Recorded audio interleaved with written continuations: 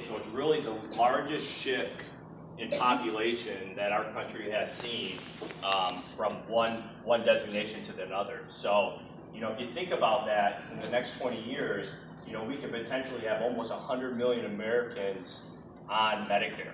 You know, a third of the country, which is great. You know, but at the same time, you got to be prepared for stuff like that. You know. The other big thing is just the fact that some of you may not know, if you guys are not on Medicare and maybe working with an employer or thinking about retirement, one thing is if you contribute to an HSA, it's very important to know you can no longer contribute once you're on Medicare. So you can use the monies that you have saved up over those times in that period of time, but you can no longer contribute once you're actually on Medicare, okay? And then Part D. Part D is important. I know a lot of us may or may not be on a lot of prescription drugs, or may not take any, or may take one or two, but sometimes it's important to review if Part D is right for you, because there is a penalty. And I ran into a lot of people that didn't know that there was a penalty, or try to get prescription, you know, in the future and then incurred a penalty. The government charges us a 1% penalty per month on whatever the national average is, which is around $34, for every month that you go without having prescription Part D coverage. So it's either you have a prescription Part D plan, or you may have a prescription plan through your employer or retirement program, or a lot of men and women may have prescription through like a federal type benefit like the VA. Okay, those are things that would kind of exclude you from that penalty. But Part D is a big thing. Yeah. But what if you're getting it from your employer? That's okay. And all of a sudden they say, well, we're not going to give you that to the retirees anymore. Right. Would it still be penalized? No. So then you would have a what they call a special enrollment period, where you would have 60 days to go obtain a prescription Part D program. Okay, So there's a little bit of a gap. Okay, thank you. Yeah. And then working longer is now a valid reason. Many of us Americans and people that are reaching that, you know, proverbially old 65 are working a lot longer than we anticipate, right? So the older we get, people are living longer and their careers are going much longer. So working longer is also a valid reason that you can actually skip Medicare when turning 65, okay? So if you and your spouse are covered by a group health insurance plan or a current employer, you can keep that coverage, okay? You don't have to go on to a Medicare type program. Okay.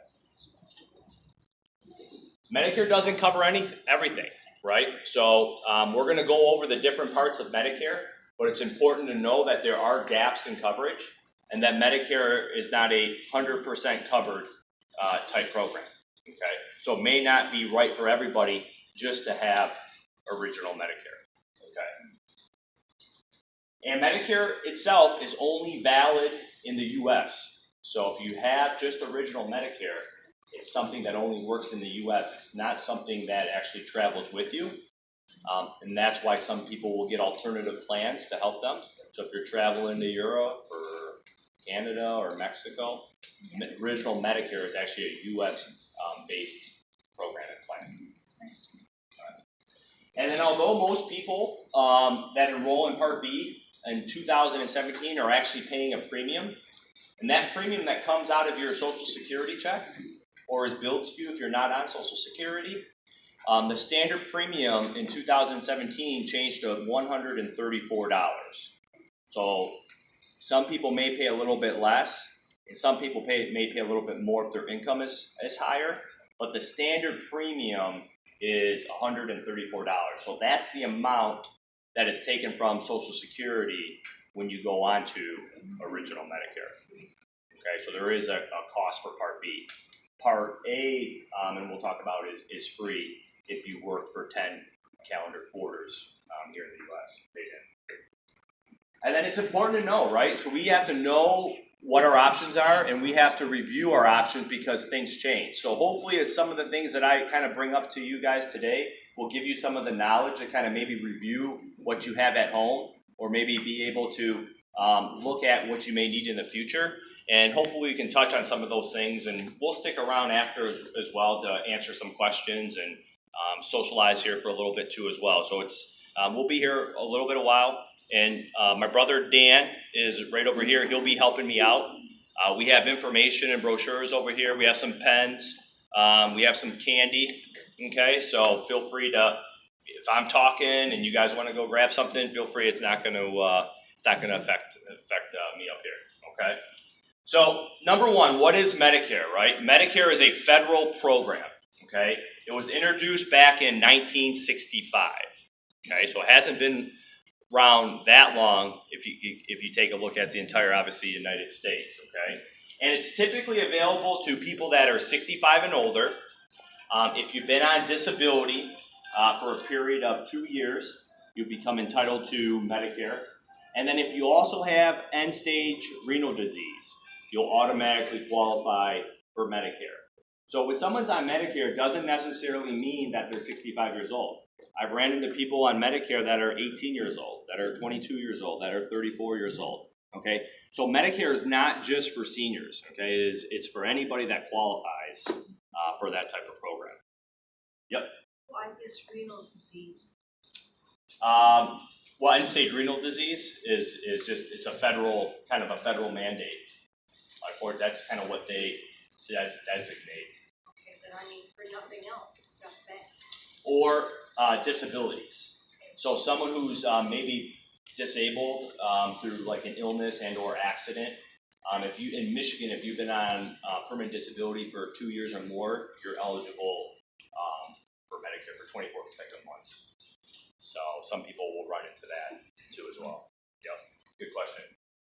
And then here's our parts of Medicare. Okay, Part A is our hospital or inpatient care. Okay, Part B is our outpatient care. So outpatient care can be anything from a simple doctor visit to a CAT scan, to an MRI, to chemotherapy, radiation, surgeries nowadays. So much more things are being done in an outpatient setting that not everything is fallen under inpatient, maybe how it was, 5, 10, 15 years ago, okay? So outpatient services are becoming, more and more prevalent, obviously, in our marketplace when it comes to medical care. Yep. Oh, I'm sorry. And then Part C is what we call Medicare Advantage, okay? We're going to talk a little bit about Medicare Advantage today and what that is. I know it can be somewhat confusing because as a senior or a participant in Medicare, I'm sure you guys get tons and tons of literature and phone calls and things in the mail, right? Like left and right, enough to build, have your own tree. And then we'll talk about Part D, prescription drugs. So those are the different parts. When you look at the letters, you got A, B, C, and D are your main parts of Medicare. Now, Part A is free as long as you're eligible. So to be eligible, as I mentioned before, you have to have worked at least 40 quarters and paid into the Medicare tax in the United States. Okay. You can also qualify under your spouse. So if you were a homemaker and your spouse worked, that would also qualify if you guys were married during that period of time. Okay, so that's an interesting fact. Sometimes we'll run into individuals that may have never worked, but their spouse worked, so they qualify for Medicare just the same as what their spouse would qualify for.